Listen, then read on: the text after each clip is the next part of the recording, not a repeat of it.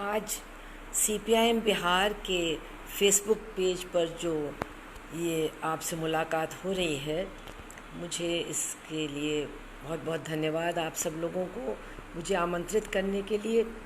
और आज जो हमारे देश में इस पूरे कोरोना वायरस के संकट के दौर में जो एक बहुत ही विकट समस्या या कुछ चेहरे या कुछ तस्वीरें जो हमेशा हमेशा हम लोगों को याद रहेंगी, अगर ऐसा कुछ हम लोगों के सामने आया है तो वो मरीज़ों के संबंध में नहीं या इस बीमारी के संबंध में नहीं, बल्कि हमारे ही देश में जो सबसे ज़्यादा गरीब लोग अपने घर और अपने गांव, अपने राज्य को छोड़ करके दूर दराज के इलाकों में जाते हैं, दूसरे राज्यों में जाते हैं सिर्फ 2 जून की रोटी जुटाने के लिए, और उनको जो कुछ बर्दाश्त करना पड़ा, उनके साथ जो ज़्यादतियाँ हुई, उनकी तमाम जीवन और मौत के साथ जुड़ी त्रासदियाँ आज शायद जिस तरह से हमारे सामने पिछले 2-2.5 महीने में पेश हुई हैं, उनको हम लोग कभी भूल नहीं सकते हैं। लेकिन उनको केवल याद रखना ज़रूरी नहीं है, ये ज़्यादा ज़रूरी है कि अब इस समस्या को लेकर के हम लोग क्या करेंगे और किस तरह से ये कोशिश करेंगे कि ऐसा कुछ भी उनके साथ आगे न हो, इसके बारे में भी बातचीत करना बहुत ज़रूरी है। अगर इस पूरे कोरोना वायरस के दौर को हम याद करेंगे कुछ सालों के बाद, तो हमें याद आएगा वो छोटा सा 4 साल का बच्चा मुजफ्फरपुर स्टेशन के प्लेटफॉर्म पर जो अपनी माँ की चादर को खींच करके उनको जगाने की कोशिश कर रहा है, जबकि दरअसल उनकी माँ का देहांत हो चुका है। वो ट्रेन से आए थे वापस अपने घर, लेकिन रास्ते में ही उसकी माँ की मौत हो गई। निश्चित रूप से भूख से, परेशानी से, मतलब तमाम तरह के विपदाओं की मारी वो महिला थी। अगर और तस्वीरें हमारे सामने रहेंगी हमेशा के लिए, तो वो हैं उस बच्ची की, ज्योति की, जिसने अपने पिताजी को साइकिल के कैरियर पर बिठा करके 1000 किलोमीटर की दूरी तय की और अपने गांव बिहार में वापस उनको लेकर के आई। और जो शायद सबसे ज़्यादा दिल को झकझोरने वाली तस्वीर है, वो उन मृतकों की तस्वीर है जो रेलवे लाइन के ऊपर पड़ी हुई थी, उनको रेल के नीचे मतलब वो कट के मर गई थी। वो सब के सब आदिवासी थे जो मध्य प्रदेश वापस अपने गांव जाने की कोशिश कर रहे थे। तो ये वो तस्वीरें हैं जो याद रहेंगी। लेकिन उन तस्वीरों के अलावा जो हमारे देश में प्रवासी मज़दूरों की तमाम समस्याएं हैं, अब उनके बारे में सोचना और उनको समझना और उनके लिए कुछ करने का काम हम लोगों को तय करना होगा। आज बिहार सीपीआईएम के फेसबुक पेज पर मैं बात आप लोगों से कर रही हूँ। बिहार हमारे उत्तर प्रदेश की तरह एक ऐसा राज्य है जहाँ से लाखों लाख गरीब लोग गांव से दूर जाते हैं, पंजाब जाते हैं, गुजरात जाते हैं, बम्बई जाते हैं, मतलब पूरे हिंदुस्तान में जाते हैं, केरला जाते हैं। और इसलिए जाते हैं क्योंकि उनको ज़िंदा रहने का मौका उनके अपने राज्यों में, अपने गाँव में नहीं मिलता। इसलिए वो वहाँ जा कर के अपने बच्चों और अपने परिवारों के पेट को पालने का काम करते हैं। दरअसल हमारे जनगणना के हिसाब से हमारे देश में करीब करीब 5 करोड़ ऐसे मज़दूर हैं जो अपने राज्यों को छोड़ करके दूसरे राज्यों में काम की तलाश में जाते हैं। और ये कितना बड़ा योगदान करते हैं, इसको लोग भूल जाते हैं।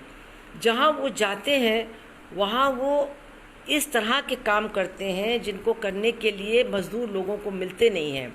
खेत काटने से लेकर के बिल्डिंग खड़ी करना, गाड़ियाँ चलाना और मतलब तरह तरह का वो काम करते हैं।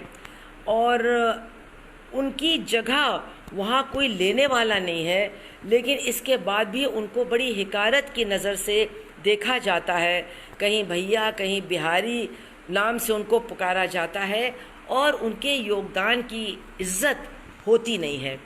इसी तरह से वो केवल वहीं जहाँ वो जाते हैं वहाँ की अर्थव्यवस्था को बनाने का काम नहीं करते, बल्कि अगर हम देखें तो जिन राज्यों को छोड़ के वो जाते हैं शायद उन राज्यों का काम ही न चले अगर ये मज़दूर तमाम मतलब विपदाएं सहते हुए दूर अपने घर से रह कर के काम करके मनी ऑर्डर से या बैंक ट्रांसफ़र से अपने परिवारों को पैसा न भेजें।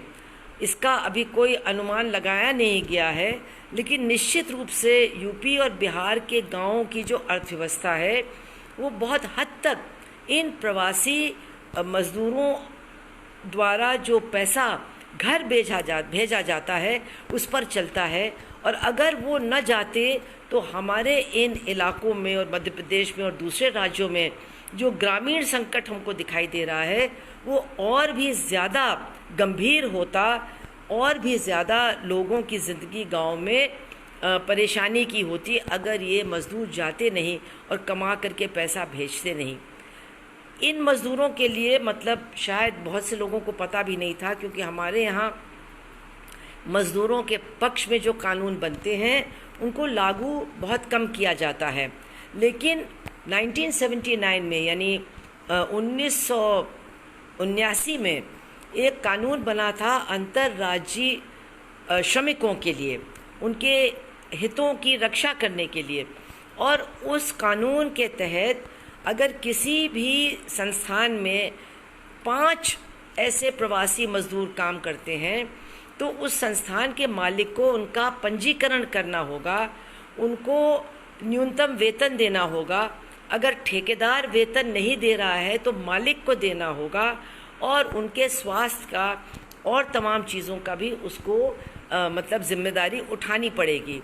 लेकिन अब रिपोर्ट्स आ रही हैं कि इस कानून को केवल केरला की सरकार ने लागू करने की कोशिश की है, और कहा जाता है करीब 70% इस कानून को वहाँ लागू किया गया है।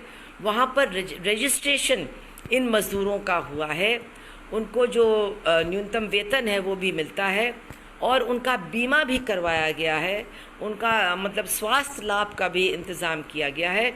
और इस लॉकडाउन के पीरियड में हमने ये देखा कि केरला की ही सरकार ऐसी थी जिसने बाहर से आए हुए मज़दूर, जिनको वो मेहमान कहते हैं, उनकी देखभाल की, उनको मतलब खाना हर तरह का देने का काम किया, उनके आराम के लिए भी बहुत कोशिश की। और हमने ये देखा कि जब उनमें से कुछ वापस अपने गांव आने के लिए वहाँ से निकले तो जो रास्ते में वहाँ मुख्यमंत्री की बहुत बड़ी पोस्ट होर्डिंग लगी हुई थी उसको उन्होंने सलाम किया और कहा थैंक यू, और ये भी कहा कि हम वापस आएंगे। लेकिन बाकी देश के अंदर उनका क्या हाल था, इस पर आज सोचना बहुत ज़रूरी है। जैसा कि मैंने कहा कि जहाँ ये मज़दूर जाते हैं काम करने के लिए वहाँ भी उनको बहुत हिकारत की नज़र से देखा जाता है, मतलब उनको बराबर का इंसान वहाँ के लोग समझते ही नहीं हैं।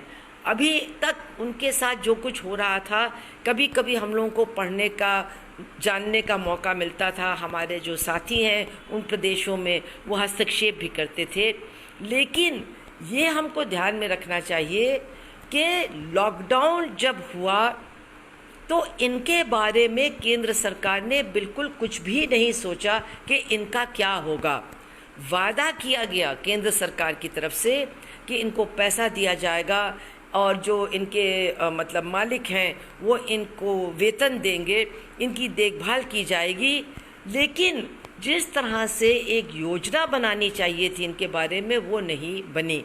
और अब चारों तरफ से मतलब चाहे वो यहाँ तक कि जो मालिकों की बड़े बड़े संस्थान हैं, मतलब जैसे मतलब बड़े पूंजीपति इस देश के, वो भी कह रहे हैं, जो हमारे देश के स्वास्थ्य के विशेषज्ञ हैं और जो कोरोना वायरस के दौरान सरकार के बड़े विशेषज्ञ नियुक्त किए गए हैं, वो भी कह रहे हैं, हम लोग भी कह रहे हैं कि ये जो लॉकडाउन एकदम से एक बैग किया गया, ये बहुत ही नुकसानदेह था देश के लिए भी, और ये जो प्रवासी मजदूर हैं सबसे ज़्यादा उनके लिए नुकसानदेह था।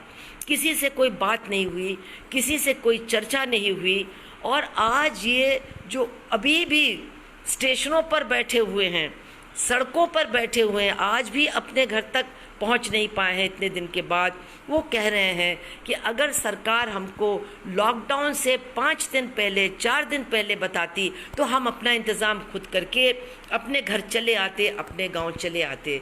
लेकिन ऐसा न करके इनके साथ जो हुआ है वो एक ज़बरदस्त हमले के अलावा कुछ नहीं है, और ये ऐसा हमला है जिसके कई पहलू हैं। पहली बात तो ये है कि ये एक ज़बरदस्त आर्थिक हमला था, क्योंकि जहाँ भी ये काम करते थे, ज़्यादातर चाहे हरियाणा हो, चाहे महाराष्ट्र हो, चाहे दूसरी जगह हो, बहुत सारे मज़दूरों ने अपनी बात बताई कि उसी दिन या दूसरे दिन या कुछ दिनों के बाद जहाँ पर वो काम करते थे वहाँ से उनको बिल्कुल हटा दिया गया, और बहुतों को तो 1 पैसा भी मालिकों ने नहीं दिया। कहीं कहीं कुछ दिया होगा, लेकिन ज़्यादातर कुछ भी नहीं दिया, और उनसे कहा कि भाई अब हम कुछ नहीं कर सकते, आपको जो कुछ करना है आप करिए। यही नहीं, जहाँ पर वो रहते थे तो किराए के लिए तकाजा होने लगा, और उन कमरों से, उन बस्तियों से भी एक तरह से उनको धक्के दे करके बाहर निकाला गया। मैं आम बात कर रही हूँ, इसके अपवाद हो सकते हैं, कहीं कहीं मतलब उनको हो सकता है कि ठीक से रखा गया हो, उनका ख्याल रखा गया हो, लेकिन ऐसा ज़्यादा दिखाई नहीं देता है। ये बहुत ही अपवाद हैं जो शायद सामने आए। यही नहीं, उनको एक लोग कहने लगे, जो हमारे प्रवासी मजदूर भाई हैं यूपी और बिहार के, वो बताते हैं कि वहाँ उनको लोग कहने लगे ये तो कोरोना बम है, ये कोरोना फैलाएंगे, इनसे दूर रहो।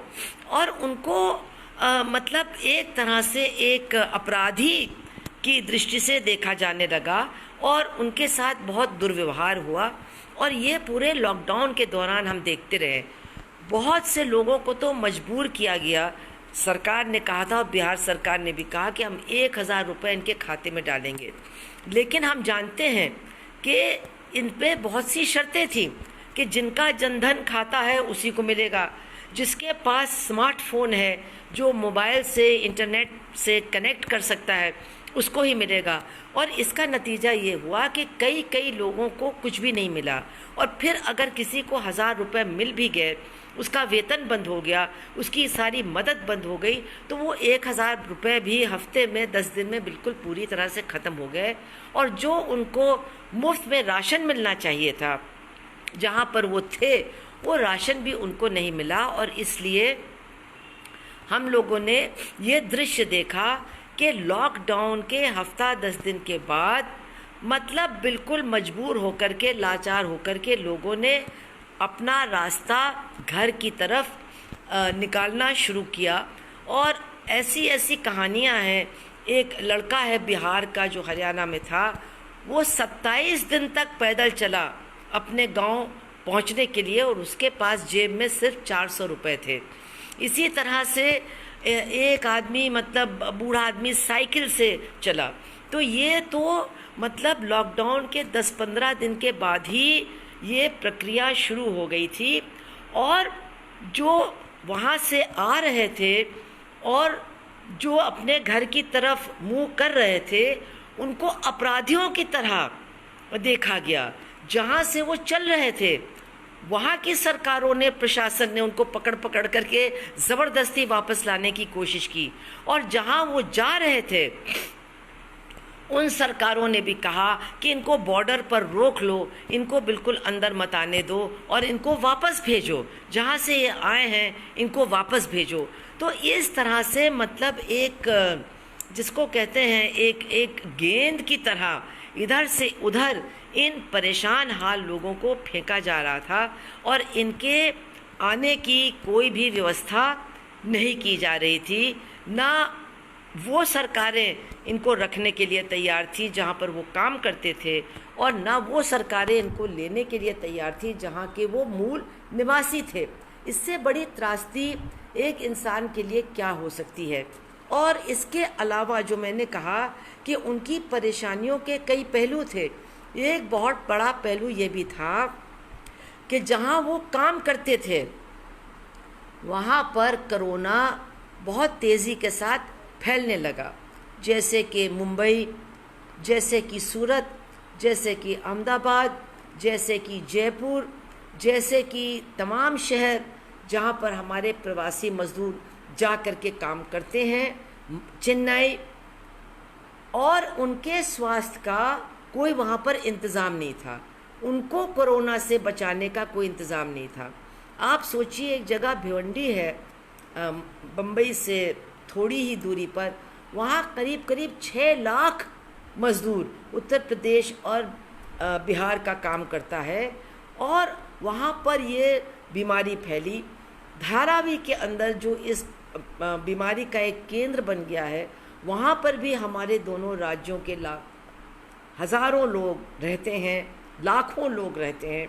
तो निश्चित है कि वो भी इस बीमारी के शिकार बने या उससे इन्फेक्ट हुए तो वो भुखमरी के, बीमारी के, बेकारी के और बेइज्जती के ज़बरदस्त शिकार वहाँ बने। इसको हम लोगों को भूलना नहीं चाहिए। जब सूरत में वो निकल कर के आए सड़कों पर और मांग कर रहे थे कि हमको घर भेज दीजिए, चाहे जैसे हमको अपने घर भेजिए, तो उनको पीटा गया। जब ये हुआ कि बांद्रा से मुंबई से ट्रेन चलेगी और वो वहाँ इकट्ठा हो गए, तो वहाँ भी उनको मतलब लाठियों से मारा गया और उनको वहाँ से हटाया गया। और उसके बाद जब लॉकडाउन धीरे धीरे खुलने लगा और वो बड़ी संख्या में आने लगे, तब भी उनको लाने का कोई भी इंतज़ाम नहीं हुआ।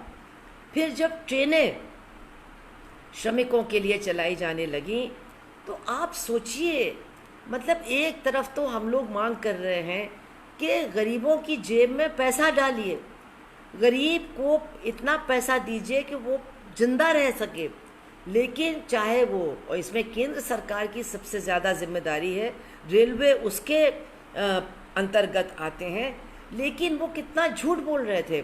उन्होंने सुप्रीम कोर्ट से भी कहा कि हम 85% किराया दे रहे हैं, ये बिल्कुल झूठ था। बाद में उनको मानना पड़ा कि हम किराया नहीं दे रहे। अब किराया कौन देगा? जब कोई दूसरा कहता था हम देने के तैयार हैं, तो कहते थे नहीं हम दे रहे हैं। फिर वो ये हुआ कि जहाँ से वो आ रहे हैं वो सरकारें देंगी। फिर बिहार की सरकार ने कहा अच्छा आप अपना टिकट लीजिए, जब आप आ जाएंगे तो हम आपको पैसा लौटा देंगे। मतलब इस किराए के पीछे मज़दूरों को रुलाया गया, उनके परिवार के लोगों को रुलाया गया, और ट्रेन में जगह पाने के लिए भी उनको क्या क्या बर्दाश्त करना पड़ा। मतलब बेंगलुरु स्टेशन के सामने जो बड़े बड़े पाइप्स बने हुए हैं, बड़े बड़े पाइप्स, उसके अंदर प्रवासी मजदूर 4-4, 5-5 दिन के लिए लेट करके रह रहे थे अपने परिवार के साथ, क्योंकि उनको स्टेशन से दूर वो जाने में डरते थे कि यहीं रहेंगे तो हो सकता किसी ट्रेन में हम लौट आएंगे। तो इस तरह की बदइंतज़ामी, ये रेलवे हमारा ये अच्छा इंतज़ाम करता है। ये रेलवे तो साल भर चलता है, रोज़ इसके हज़ारों ट्रेन चलती हैं, लेकिन लॉकडाउन में पता नहीं इसको जैसे कि पता नहीं क्या हो गया। और रेल मंत्री भी इतना मतलब गलत सलत कह रहे थे, मैं तो बहुत अच्छा काम कर रहा हूँ, और पता चला कि अगर किसी को ट्रेन में बैठने का मौका भी मिलता था तो रास्ते में उनको खाना नहीं मिलता था, पीने के लिए पानी नहीं मिलता था, जो वहाँ लैट्रीन थे वो पूरे भरे हुए थे, और ट्रेन भी रास्ता भूल करके उसको जाना है छपरा और वो जा रही है भुवनेश्वर, उसको जाना है गोरखपुर और वो जा रही है कहीं और। मतलब ये सब क्यों हुआ? ये सब इसीलिए हुआ क्योंकि सरकार को इन गरीबों की चिंता नहीं है, इनके बारे में वो सोचते ही नहीं है कि ये भी भारत के बराबर के नागरिक हैं।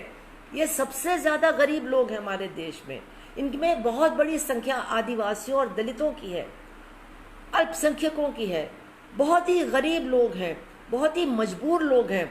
इसलिए इनके बारे में न वो सरकारें ज़्यादा सोच रही थी जहाँ पर वो काम कर रहे थे, न वो सरकारें सोच रही थी जहाँ के ये रहने वाले थे, और धक्के खा करके इनको अपने घर तक आने के लिए मजबूर किया गया। इसमें जैसा कि मैंने कहा, एक ही अपवाद है, वो है केरला की सरकार, जिसने अपनी पूरी क्षमता भर जो मेहमान मजदूर हैं उनको सुरक्षित और स्वस्थ रखने की कोशिश की, उनको भूखा नहीं रहने दिया और पूरी तरह से उनका ख्याल रखा। आप अगर उनकी तस्वीरें देखिए कि वो कैसे लाइन में खड़े हैं ट्रेन के लिए, तो आप देखेंगे उनके कपड़े साफ सुथरे हैं, उनके पास अच्छा सा बैग है, उनके चेहरे पर चमक है, और वो एक मतलब आत्म सम्मान के साथ आ रहे हैं और कह रहे हैं कि जब हम घर हो लेंगे तो उसके बाद हम फिर आएंगे और फिर काम करेंगे। लेकिन बाकी राज्यों से हमारे जो भाई और हमारी जो बहनें लौटी, मतलब कितनी यातनाएं उन्होंने सही, उनके बारे में सोचना भी बहुत मुश्किल है। जो सरकारी ट्रेनों पर आए वो भूखे और प्यासे आए, मतलब ये तो कोई अब इनकार नहीं करता इससे, क्योंकि इसका बहुत ही ज़्यादा प्रमाण और सबूत मिल चुका है। वो एक औरत जो ख़त्म हो गई प्लेटफॉर्म पर पहुंचकर, वो तो इसकी मतलब सबसे बड़ी सबूत है। लेकिन इसके अलावा भी कई लोगों की मौतें उन ट्रेनें पर हुई, और सब ने यही कहा कि ऐसा नारकीय सफ़र हमारा कभी नहीं रहा। जो मजबूर हुए ट्रकों पर लद करके आने के लिए, या मतलब अपने पैसे से कोई बस करने के लिए, खैर सोशल डिस्टेंसिंग का तो कोई मतलब ही नहीं रह गया, क्योंकि वो बिल्कुल मतलब एक के ऊपर एक ट्रॉलियों के ऊपर, बसों के ऊपर, ट्रकों के ऊपर लद करके आए, और रास्ते में दुर्घटनाएं हुई, कई लोग मर गए, कई लोग घायल हुए। आज तक पूरी संख्या भी हम लोगों के सामने नहीं आई है। और मतलब ऐसे ऐसे हाल में हमने लोगों को देखा कि वो सड़क के किनारे बिल्कुल मतलब हार के बैठ गए कि अब हम क्या करें। एक महिला ने तो मतलब सड़क के किनारे बच्चे को जन्म दिया, और उसके बाद सफाई करके फिर खड़े होकर के उस नवजात शिशु को पकड़ करके फिर वो चलने लगी अपने घर की तरफ। इस तरह का हम लोगों ने कभी मतलब देखा नहीं है कि सरकार की निर्ममता, सरकारों की निर्ममताओं का इस तरह का भी असर हमारे ही देश के नागरिकों के ऊपर पड़ सकता है। इसको हम लोगों को कभी भुलाना नहीं चाहिए। और फिर जब वो अपने घर आए, मतलब इतनी तमन्ना के साथ आए, इतनी आशाओं के साथ आए। हमारे यूपी बिहार की सरकारें बार बार आश्वासन दे रही थी, सबको हम काम देंगे, सबका हम ख्याल रखेंगे, लेकिन उन्होंने भी बहुत हद तक उनके साथ अपराधी जैसा, जैसे वो अपराधी हो, व्यवहार किया।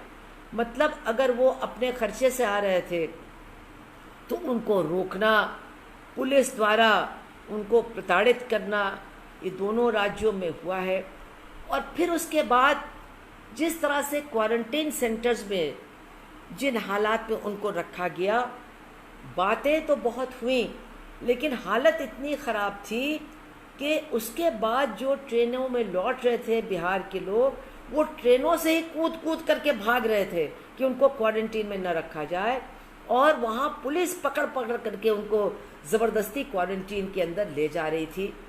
और उत्तर प्रदेश में हम लोगों को तमाम गांवों से सूचनाएं मिली हैं कि कई गांवों में उनके खाने का कोई इंतज़ाम नहीं, उनके लिए कोई मतलब टॉयलेट नहीं, कोई सफाई नहीं, कोई सोने के लिए बिस्तर नहीं, किसी तरह का कोई सोशल डिस्टेंसिंग नहीं। और मतलब उनके साथ ऐसा व्यवहार हुआ। हम लोग कहते हैं ना कि जब भाई बहुत दिन के बाद घर आता है, बेटा आता है, बहू आती है, तो हम लोग अपनी ताकत भर उसकी खातिर करते हैं, स्वागत करते हैं। लेकिन इन भाइयों, बहुओं, बेटों के साथ हमारी इन सरकारों ने ऐसा नहीं किया। और जो क्वारंटीन सेंटर में हाल था, बहुत कुछ अब पता चला है। जिस तरह से राशन की बात, खाने की बात, पैसे की बात सब हुई थी, वो नहीं हुआ। आज भी राशन, जब राशन सड़ रहा है केंद्रीय गोदामों में। तो आज भी राशन कार्ड धारकों को ही मिल रहा है, जिनके पास आधार कार्ड है। आज भी हमारे दोनों राज्यों में उनको राशन कार्ड नहीं मिला है। और अब तो बिहार के अंदर बिहार की सरकार ने एक तरह से अपना पल्ला झाड़ लिया है कि अब ना क्वारंटीन होगा ना कुछ होगा। वो शायद कभी कभी बस क्या कहते हैं, बुखार नाप रहे हैं। और कितनी मतलब अगर बिहार सरकार की हम बात करें तो जो हमारे मुख्यमंत्री हैं, उन्होंने जिस तरह की भाषा शुरू से लेकर के अब तक प्रवासी मजदूरों के लिए इस्तेमाल की है, वो इतनी कठोर, इतनी मतलब निर्दयी है कि उसके बारे में कुछ कहना बहुत मुश्किल है। शुरू में ही उन्होंने कह दिया था, मैं इनको बिल्कुल वापस नहीं लूँगा, मैं कैसे इनको वापस ले सकता हूँ, इनके लिए कोई इंतज़ाम नहीं है, मैं कुछ नहीं कर सकता हूँ। उन्होंने बिल्कुल इनकार कर दिया, जैसे कि वो उनकी जिम्मेदारी ही नहीं है। उसके बाद फिर जब ट्रेनें चली तो उस पर भी बहुत विवाद हुआ कि पैसा कौन देगा, टिकट कौन खरीदेगा। फिर जो वो मतलब क्वारंटाइन के सेंटर्स की हालत थी, उसके बारे में भी सुनने के लिए तैयार नहीं थे। और जो खाने के बारे में लोग मतलब शिकायत करते थे, उसको भी सुनने के लिए तैयार नहीं थे। मतलब क्वारंटाइन सेंटर्स में ही जब लोगों ने विरोध किया, उत्तर प्रदेश में भी और बिहार में भी, तो वहाँ पुलिस ने उनके साथ बहुत बदसलूकी की। फिर जो लोग ट्रेन से कूदे उनको पकड़ करके अंदर किया गया। और इसके बाद अब लगातार बिहार के मुख्यमंत्री यही कह रहे हैं कि ये तो अपने साथ बीमारी लेकर के आए हैं। हर चौथा मजदूर जो वापस आ रहा है वो कोरोना पॉजिटिव है। लेकिन क्या ये उसकी गलती है? अरे ये तो गलती सरकारों की है। केंद्र सरकार ने उनको मजबूर किया कि वो वहाँ रहें और बहुत ही बुरी हालत में रहें जहाँ पर कोरोना फैल रहा था, जैसे मुंबई, जैसे जयपुर, जैसे सूरत, जैसे अहमदाबाद। उनको मजबूर किया गया कि वो वहाँ रहें। किसी तरह की जगह उनके लिए नहीं थी, किसी तरह की सुरक्षा उनके लिए नहीं थी। और फिर जिस तरह से वो वापस आए, कुछ उन ट्रेनों में आए जो सरकार ने चलाई, लेकिन ट्रेन तक जो बस ले गई थी उसमें क्या सोशल डिस्टेंसिंग था? बिल्कुल नहीं था। और बाद में जो ट्रेनों में आए उसमें तो बिल्कुल नहीं था। जो अपने किराए से गाड़ियों में आए, ट्रॉलियों में आए, ट्रकों में आए, उसमें सोशल डिस्टेंसिंग थी। बसों में आए, क्या सोशल डिस्टेंसिंग थी? किसने उनको मजबूर किया इस हालत में आने के लिए? किसने उनको मजबूर किया कि वो पहले बीमारी के बीच में रहें ज़बरदस्ती, और उसके बाद जब वहाँ से किसी तरह से अपने घर तक जाने के लिए निकलें तो और भी ज़्यादा अपने आप को बीमार होने की स्थिति में डालें। और अब आप कह रहे हैं, उंगली उठा करके दिखा रहे हैं कि अरे ये तो बीमारी लेकर के आए हैं, वो तो अपने साथ बीमारी लेकर के आए हैं। वो तो बीमारी लेकर के आएंगे ही। आपने पहले ये सब क्यों नहीं सोचा था? आपको पहले ही ये सोचना चाहिए था, आपको इनका इंतज़ाम करना चाहिए था, लेकिन आपने नहीं किया। केंद्र सरकार ने तो बिल्कुल ही नहीं किया। और इसीलिए आज सब लोग कह रहे हैं कि ये लॉकडाउन में जितना हमने बर्दाश्त किया, आखिर क्यों किया?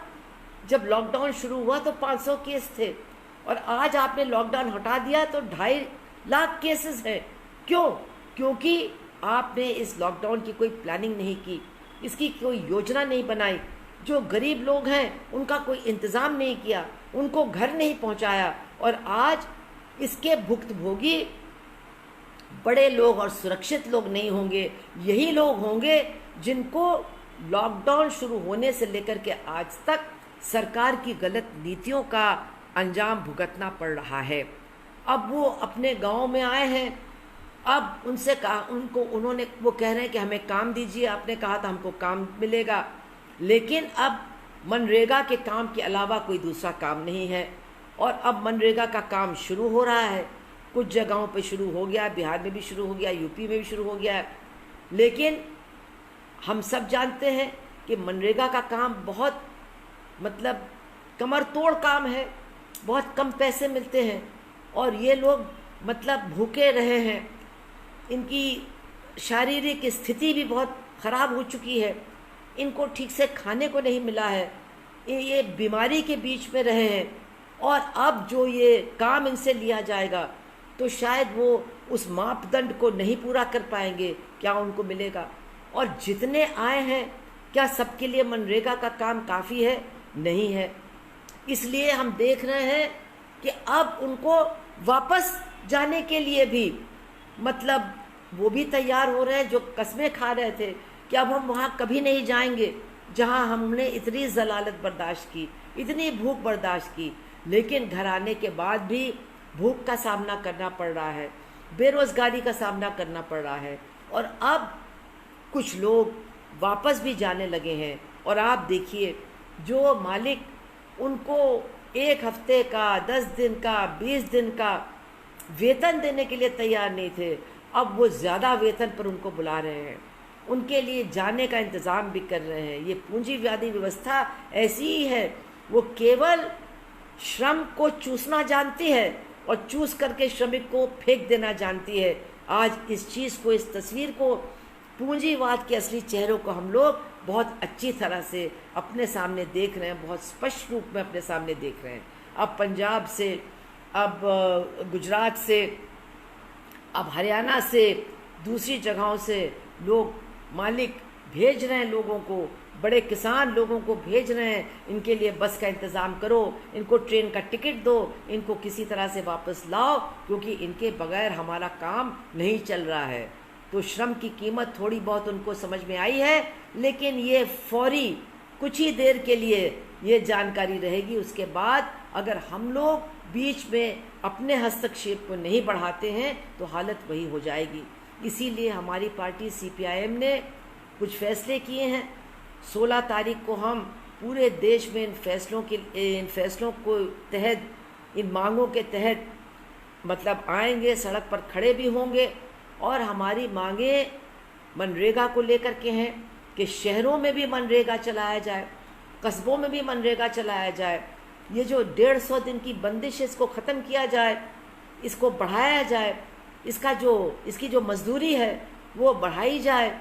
और इसके साथ साथ हम लोग जो कार्यकर्ता हैं, गांव तक कार्यकर्ता हैं, हम लोगों के लिए भी बहुत ज़रूरी काम अब तय किए गए हैं।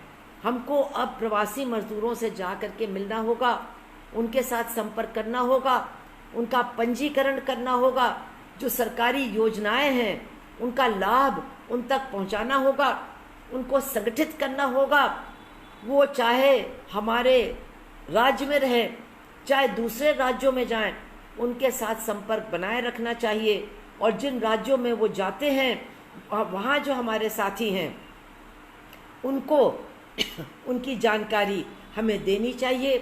ये बहुत बड़े काम हैं और इन कामों का हमें बोझ के रूप में नहीं देखना है। ये काम है जनता के बीच में हमें ले जाने वाले काम, जनता के साथ अपने जुड़ाव को और ज़्यादा मजबूत करने वाले काम, और हमारा जो आधार है उसको भी बढ़ाने वाला काम। इस मुसीबत की घड़ी में अगर हम लोग सब निकल करके इन कामों में नहीं जुटते हैं तो एक तरह से हम लोग भी उस अपराध में शामिल हो जाएंगे जो अपराध इन प्रवासी मजदूरों ने के साथ आज तक हम लोग देखते आए हैं। इसलिए मैं तमाम साथियों से मेरा आग्रह है कि उत्तर प्रदेश, बिहार, हिमाचल, मध्य प्रदेश, उड़ीसा, जहाँ जहाँ बड़ी संख्या में प्रवासी मजदूर हैं जो दूसरे राज्यों में जाते हैं, गांव के स्तर पर इनसे संपर्क करें, हम इनसे बातचीत करें, इनसे मिलें, इनकी मदद करें, इनका पंजीकरण करें, इनके जो कानूनी अधिकार हैं उनको सुरक्षित करने की कोशिश करें, इनको जो सरकारी योजनाओं से मिलना चाहिए वो उन तक पहुंचाने का काम करें। और ये जो हमको अनुभव मिला है इस पूरे दौर में, इस अनुभव को कभी न भूलें और कोशिश ये करें कि दूर दूर तक इस बात को बताएं कि एक तरफ आप केरला की सरकार को देखिए कि उसने 1 जनवरी से ही कोरोना वायरस के लिए पूरी तैयारी की, इस संकट के लिए पूरी तैयारी की, और उन्होंने बाहर से आए हुए अपने मेहमान मजदूरों को भी बिल्कुल नहीं भुलाया, उनको सुरक्षित रखा, उनको पेट भर भोजन दिया। ये भी कोशिश की कि जो भोजन उनको अच्छा लगता था वो भी उनको वो दें, और उनको बाइज़्ज़त वहाँ से विदा किया। बहुत से तो वहीं रुक गए हैं क्योंकि वहाँ काम भी चालू हो गया है, और बहुत से शायद वापस भी चले जाएंगे। और उस सरकार ने जो प्रवासी मजदूरों के लिए कानून बना है उसको भी लागू करने की पूरी कोशिश की है, जो दूसरे सरकारों ने नहीं की है। उसको लागू कराना हमारा और आपका सबका काम है। उनकी मांगों को उठाना हमारा और आपका सबका काम है। उनको उनके अधिकारों के बारे में जानकारी देना और उसकी लड़ाई कैसे लड़ी जाएगी उसकी जानकारी देना, ये हमारा और आपका काम है। हमारे ये राज्य जहाँ गरीबी और भुखमरी व्याप्त है, जहाँ पर हमारे घरों से जाने वाली महिलाएं लौटने पर प्लेटफॉर्म पर ही भूख से मर जाती हैं, वहाँ हमारा बहुत बड़ा काम है प्रवासी मजदूरों के बीच में जाना और हर तरह से उनको संगठित भी करना, उनको लाभान्वित भी करना और उनके अधिकारों के लिए लड़ना। आपने मेरी तमाम बातों को सुना, आप सबका बहुत बहुत धन्यवाद। लेकिन इन कामों में लगना भी बहुत ज़रूरी है। अगर आपके कुछ प्रश्न हैं, कुछ सवाल हैं तो वो भी ज़रूर पूछिए, लेकिन ये जानकारी ज़्यादा से ज़्यादा लोगों को दीजिए। केंद्र सरकार के रवैये के बारे में, राज्य सरकार और बिहार की सरकार के रवैये के बारे में, और केरला की सरकार किस तरह की मिसाल पेश कर रही है उसके बारे में इस जानकारी को ज़्यादा से ज़्यादा लोगों तक पहुंचाइए और प्रवासी मजदूरों की लड़ाई को लड़ने के लिए तुरंत तैयार हो जाइए और अपने हस्तक्षेप के बारे में फैसला लेना शुरू कर दीजिए।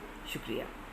इनकलाब जिंदाबाद, CPIM जिंदाबाद, CPIM की बिहार राज्य कमेटी जिंदाबाद।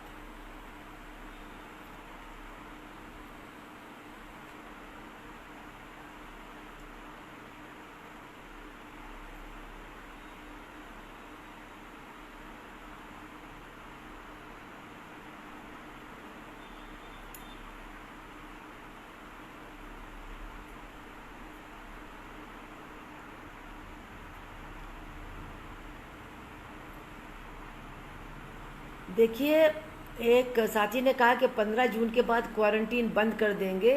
ये तो बात सही है, लेकिन दरअसल अब लोगों का क्वारंटीन करना बिल्कुल बंद हो गया है बिहार में तो घोषित तौर पर।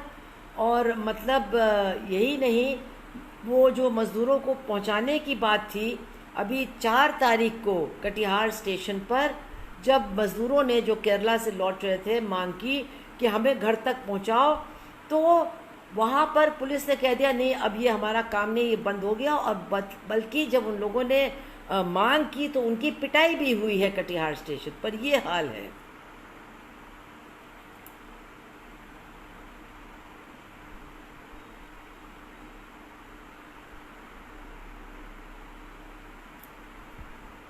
जहाज वाले तो लाए, ये बात सही है, लेकिन आज जिस तरह से इन मज़दूरों को एक्सपोज करके रखा था अलग अलग शहरों में, और जिस तरह से इनको एक के ऊपर लाद करके लौटने के लिए मजबूर किया, तो इनके स्वास्थ्य की किसने चिंता की?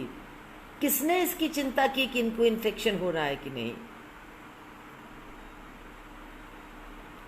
मेरे ख्याल से अभी और तो कोई सवाल नहीं है, लेकिन होंगे तो ज़रूर आप लोग अपने पेज पर डालिएगा और हमारे साथी हम तक पहुंचाएंगे, और मैं कोशिश करूंगी उनका जवाब देने की। और आगे भी किसी मुद्दे पर अगर बातचीत होनी है तो मैं हमेशा तैयार हूं। आप सबका बहुत बहुत धन्यवाद। लाल सलाम।